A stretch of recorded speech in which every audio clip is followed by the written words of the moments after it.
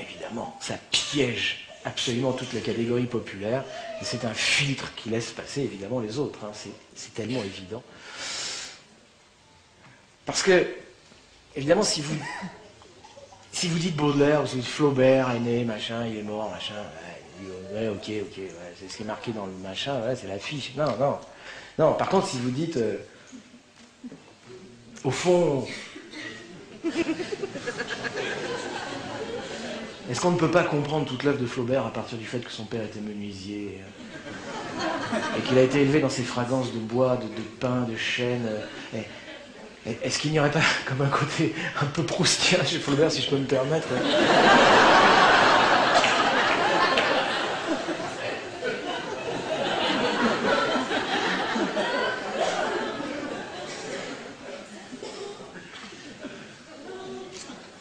Et de toute façon, ils ne peuvent pas vérifier, c'est ça que j'avais compris, moi.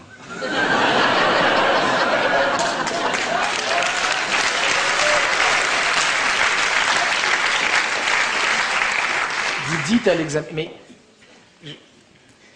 Ça a l'air... C'est con à faire, je sais pas, je vous assure, il faut juste oser le faire. Si vous dites, au fond, est-ce qu'on ne pourrait pas appliquer à Baudelaire tous les mots en isme? Exhibitionnisme, machin... le mec en face dit, oui, sûrement, ça va être sûr. Rien à foutre, enfin, je veux dire.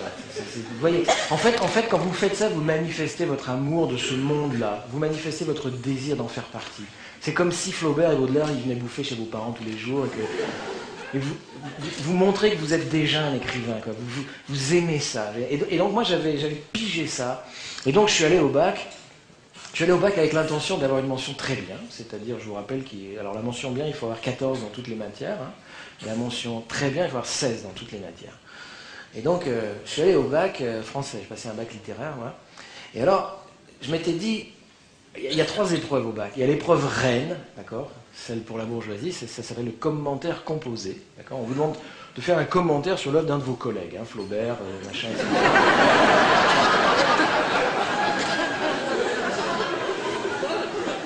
Oui, si vous dites... Flaubert, c'est le réalisme parce que... Enfin, la guerre des Michards, hein, c'est parce que c'est réaliste, comment il écrit réalistement. Oui, bon, enfin, bon, bref. Ah, vous dites Flaubert, alors... Parce que le riche, lui, a compris ça. Le riche dit... Quand le riche dit, est-ce que Flaubert, on ne peut pas comprendre toute son œuvre à partir de son père? Évidemment, le pauvre, lui, il va répéter l'affiche. Il va dire... alors lui, en plus, il va dire un truc... Il va se planter. Lui, il va dire, Flaubert, son père avait un bon métier, c'était un menuisier, et lui, comme il était feignant, il a fait un métier de feignant, c'est écrivain. Je vous raconte pas les faits sur l'examinateur. Et donc j'avais compris ça, et alors alors il y a le commentaire composé, ça c'est noté sur 20, faut le savoir, mais c'est implicite, ça n'est dit nulle part. Ensuite vous avez un peu plus tarte, vous avez la dissertation générale, donc ça c'est noté sur 15, vous n'aurez jamais plus que 15 avec une dissertation générale, c'est du genre le roman, des trucs. C'est hyper dur comme question le roman, parce qu'on attend de vous que vous fassiez une putain de thèse de doctorat de littérature quand vous êtes, d'accord? Si vous dites le roman, on tourne des pages, et ça s'arrête à la fin.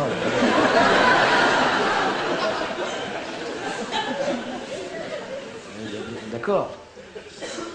Et puis vous avez le truc pour les ZEP, là, enfin pour les pauvres, c'est la réduction de texte, enfin, trouver tous les mots qui commencent par S, enfin bref.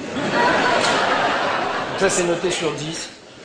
Et donc je savais qu'il fallait que je fasse le commentaire composé. Mais le commentaire composé, c'est pas un commentaire, on vous demande pas de commenter. C'est là où les mecs ils se plantent tous, on vous demande pas de commenter, on s'en fout, on vous demande de délirer là-dessus.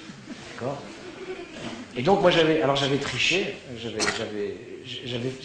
j'avais préparé plein d'introductions différentes.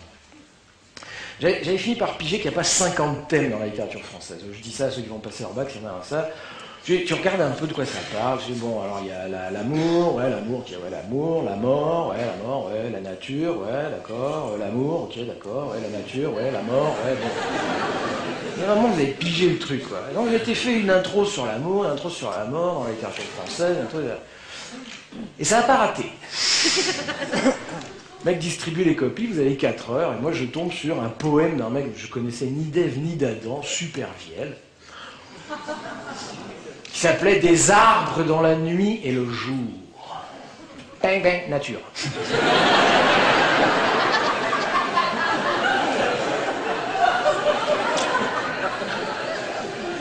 Et là,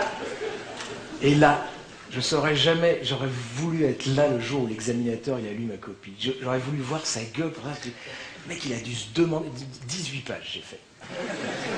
C'est 1 point par note, hein. 1 point par page. Et il y a des cons qui font des brouillons, vous n'avez pas le temps, il faut rendre beaucoup. Et donc, le mec, il a dû se demander pendant 18 pages si je me foutais de sa gueule. Est-ce que c'est du lard ou du cochon? C'est pas possible. Parce que le mec dit, si je mets 2, je suis en train de censurer peut-être un génie, c'est peut-être le futur Malraux, quoi, tu vois. Et donc j'avais fait une intro, je m'en rappelle très bien, parce que je l'avais apprise par cœur, toutes mes intros. Et donc mon intro à moi, ça commençait très exactement par... Après que Rousseau eut introduit le vert, V-E-R-T, hein, la couleur, après que Rousseau eut introduit le vert dans la littérature française, il passa la plume à Chateaubriand, qui se mit à décrire cette nature dans ses plus infimes détails. Hein, les rives du Mescacébé, tous les noms de fleurs sont cités, etc. Et après Chateaubriand, on s'est dit que tout est fait, tout a été fait. C'est compté sans Bernardin de Saint-Pierre. Je n'ai jamais lu Bernardin de Saint-Pierre. Je sais qu'il a écrit Paul et Virginie, mais enfin bon. C'est compté sans Bernardin de Saint-Pierre qui reprend la plume à Chateaubriand et qui va décrire les silences de cette nature. Et puis après Bernardin de Saint-Pierre, on se dit que tout est fini, tout a été fait. Non. Baudelaire arrive. Baudelaire qui déteste la nature, qui veut des villes de fer et de pierre. Et après Baudelaire, le mec, il a lu l'intro, il a dû se dire...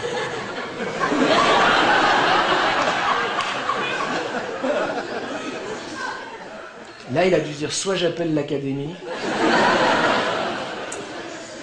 Tu sais, le mec, il a dû se taper, je sais pas, ça de correction du genre, des arbres dans la nuit et le jour, ça veut dire que des arbres, c'est dans la nuit et c'est aussi dans le jour. Commentaire, quoi.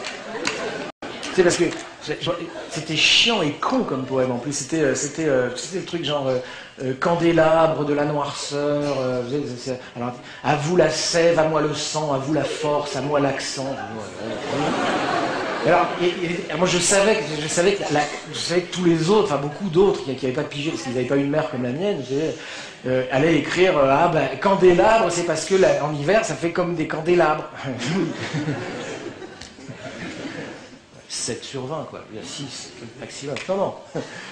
Moi, j'ai parti sur le temple dont il parle n'est pas celui dont l'examinateur de cette copie est le grand prêtre.